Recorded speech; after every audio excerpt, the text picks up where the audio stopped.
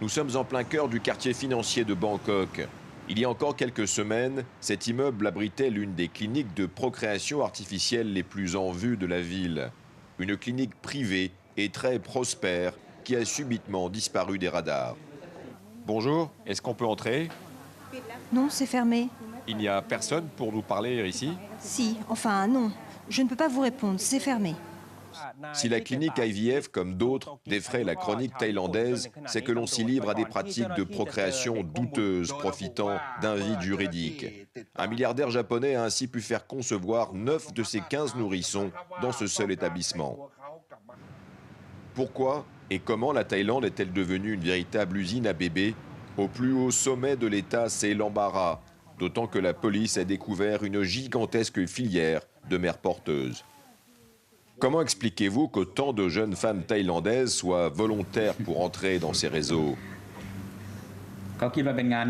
Vous savez, ces filles ont bien compris qu'elles pouvaient se faire beaucoup d'argent en quelques mois.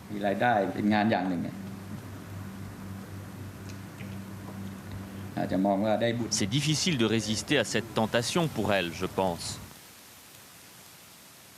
Le business international des mères porteuses rapporte des centaines de millions d'euros chaque année. La Thaïlande en est la plaque tournante. Un véritable vivier à mères porteuses dont les nouveau-nés partent dans le monde entier. Pour aller à la source, nous allons vers l'extrême nord de la Thaïlande, dans les campagnes pauvres qui bordent la Birmanie et le Laos. Le village de Pak Ork a été rebaptisé « Ferme à bébés ». Madame Panida est née ici. Elle est l'une des rares à ne pas avoir succombé à la tentation, comme l'ont fait presque toutes ses amies d'enfance. C'est un péché. Comment peut-on vendre la chair de sa chair? Je ne comprends pas comment elles s'en sont arrivées là.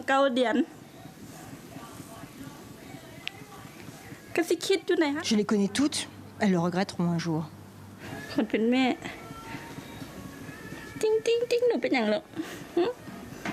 À Pak Ork, c'est l'omerta.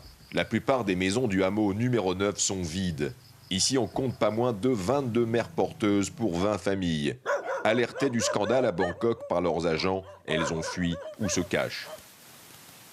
Il faut se rendre à la pagode, le temple bouddhique du village, pour trouver l'un des rares interlocuteurs qui acceptent d'aborder le sujet. Je suis un religieux, je n'ai rien à craindre de la vérité.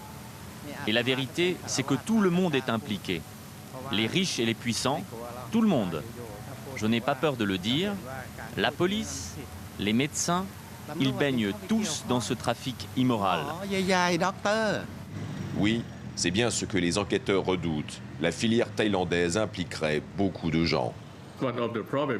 L'un des principaux obstacles ici en Thaïlande, c'est l'application de la loi. Tout le monde sait que ce n'est jamais simple ici. Mais bon, grâce à ces scandales, au moins, il nous est permis d'espérer que le message va être largement diffusé. Et ce message, c'est que la Thaïlande n'est plus un pays où l'on peut faire tout et n'importe quoi pour avoir un bébé. Retour à Pak Ork, dans cette ferme à bébés du nord thaïlandais, les langues ont fini par se délier quelque peu. Nous allons finalement réussir à trouver une mère porteuse. C'est elle? Allez, on y va. Cette jeune femme de 24 ans a accouché à Bangkok il y a 2 mois, dans la clinique IVF, aujourd'hui fermée. Sa grossesse lui a rapporté 7 000 €. Son bébé a été livré à un couple en Allemagne. J'ai accompli une bonne action pour des étrangers qui ne pouvaient pas avoir de bébé. Je ne vois rien de mal à cela. C'est un bon travail. Ce qui me gêne, c'est quand j'entends qu'il y a des gens qui gagnent beaucoup d'argent à l'étranger grâce à nos ventres. Après, quand il y a un problème, les mères porteuses doivent se cacher comme des criminels. Ce n'est pas juste. Le scandale des mères porteuses thaïlandaises va probablement pousser le gouvernement à passer des lois, quitte à tarir une importante source de revenus dans les campagnes. Voilà pour ce sujet réalisé par Cyril Payen, notre invitée Claire Delahougue. Bonjour, merci d'être avec nous. Vous êtes docteur en droit, avocate au barreau de Strasbourg et vous connaissez bien ce sujet parce que vous avez écrit un rapport que vous avez présenté au Conseil de l'Europe en avril 2012. D'abord, rassurez-nous, il y a d'autres pays à part la Thaïlande, l'Inde, on va en parler plus tard, où faire appel à une mère porteuse est très réglementé, où ça se passe bien. J'imagine par exemple qu'en Belgique, il y a des lois, que dans certains États américains également. Oui, alors en Belgique, il n'y a pas directement de loi sur la GPA. Elle est admise a posteriori. Au Royaume-Uni, c'est admis. Il y a une loi et c'est encadré, effectivement. Ça ne doit pas être commercial, on ne peut pas faire de publicité. Et aux États-Unis, ça dépend des États. Pourquoi est-ce que les dérives sont plus importantes en Asie ? Parce qu'il y a moins de contrôle, pour commencer. C'est une industrie, vous diriez que c'est une industrie ? Oui, quand ça devient à grande échelle comme ça, on peut parler d'industrie, sans aucun doute. Pourquoi est-ce que les Occidentaux se ruent littéralement vers ces pays asiatiques pour faire appel à des mères porteuses ? Justement parce qu'il n'y a pas beaucoup de contrôle, pas forcément de législation, et il n'y a pas de législation non pas parce que c'est autorisé, mais simplement parce que, comme on ne s'était pas posé la question avant, personne n'a songé à l'interdire. Et avec le développement des techniques médicales, du tourisme médical en général, le tourisme reproductif s'est développé d'une façon gigantesque. Et puis là-dessus, des réseaux mafieux ont trouvé le créneau. C'est moins cher aussi ? C'est infiniment moins cher. C'est-à-dire ? C'est-à-dire qu'aux États-Unis, il faut compter entre 100 et 150 000 $. En Inde, avec 20 000, 25 000, vous devez pouvoir y arriver. Quelles sont les conditions de vie pour ces mères porteuses en Asie ?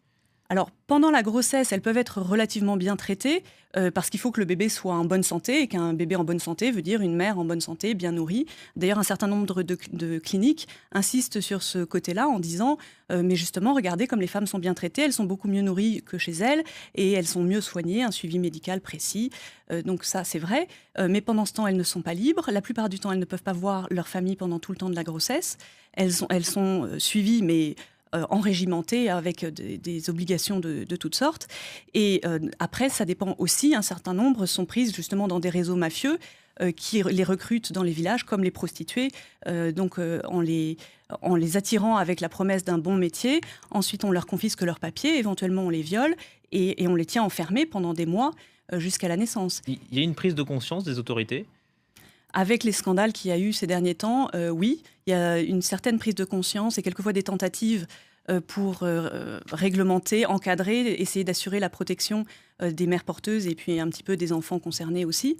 Mais c'est très difficile de faire passer des lois parce qu'il y a des intérêts financiers gigantesques. On parle d'un marché de 2 milliards de dollars rien que pour l'Inde. Donc il y a beaucoup de personnes influentes qui sont impliquées dedans, plus ou moins directement. Et plus haut, est-ce que l'ONU, par exemple, est prête à agir ? Pour que l'ONU agisse, il faut que les États membres agissent. Alors la France a été condamnée par la Cour européenne des droits de l'homme pour ne pas avoir inscrit à l'état civil des enfants nés de mères porteuses. Ça veut dire finalement que la gestation pour autrui est légale à l'étranger ? Alors, l'arrêt de la Cour européenne ne nous oblige pas à reconnaître directement la gestation pour autrui. La France a été condamnée pour le refus de la reconnaissance à l'état civil de la filiation de ces enfants, sachant que leur père... C'est-à-dire qu'un enfant né d'une mère porteuse à l'étranger sera reconnu français quand il reviendra en France. Alors, là, en l'occurrence, il s'agissait d'enfants nés aux États-Unis, qui avaient donc la nationalité américaine, et leur filiation était reconnue sur leur acte de naissance américain. Mais, et le père, dans les deux cas, il y avait deux familles concernées, le père était le père génétique des enfants. Et c'est donc il y a eu une FIV avant ça ? Oui, de toute façon, il y a toujours une FIV et un don d'ovocytes. Oui. Ce qui implique aussi des trafics d'ovocytes, etc. Mais en l'occurrence, la Cour a condamné la France pour ne pas avoir reconnu la filiation à l'égard du père. Elle n'a pas parlé à l'égard de la mère, de la mère intentionnelle, de la dame. Donc, ça oblige à reconnaître, mais il y a une certaine incohérence, parce que d'un côté, la Cour a dit qu'il n'y avait pas de violation de la vie familiale, parce que la France, en pratique, reconnaissait, par exemple, l'autorité parentale, les allocations familiales, la sécurité sociale, etc. En pratique, il n'y avait aucune difficulté ou des difficultés pour lesquelles on avait trouvé des solutions. Donc, de ce côté-là, la Cour a dit qu'il n'y a pas d'atteinte à la vie familiale, mais il y a une atteinte à la vie privée concernant l'identité. Donc déjà, c'est un peu incohérent de la part de la Cour d'utiliser le même argument pour ne pas condamner d'un côté et condamner de l'autre. Et puis, ça pose aussi un problème qui est que pour reconnaître la filiation paternelle, on accepte la négation de la filiation maternelle. Il y a un argument que la Cour européenne a mis en avant, c'est l'intérêt de l'enfant, c'est un argument fort. L'enfant n'a pas choisi. L'enfant n'a pas choisi, certainement. Mais c'est un petit peu facile aussi de mettre volontairement un enfant dans une situation compliquée et ensuite d'aller invoquer l'intérêt de l'enfant devant la Cour en mettant les autorités devant le fait accompli pour une situation que les parents ont choisie délibérément en sachant qu'ils violaient les lois de leur pays. Mais l'enfant, lui, n'a rien choisi. L'enfant n'a rien choisi. Non, mais c'est certain Donc qu'il y avait un c'est normal de lui problème. donner aussi une nationalité. Oui, mais ces enfants avaient la nationalité américaine. Mais s'ils vivent en France, c'est quand même plus facile d'avoir la nationalité française. Elles auraient pu l'obtenir sans difficulté après 18 ans en la demandant.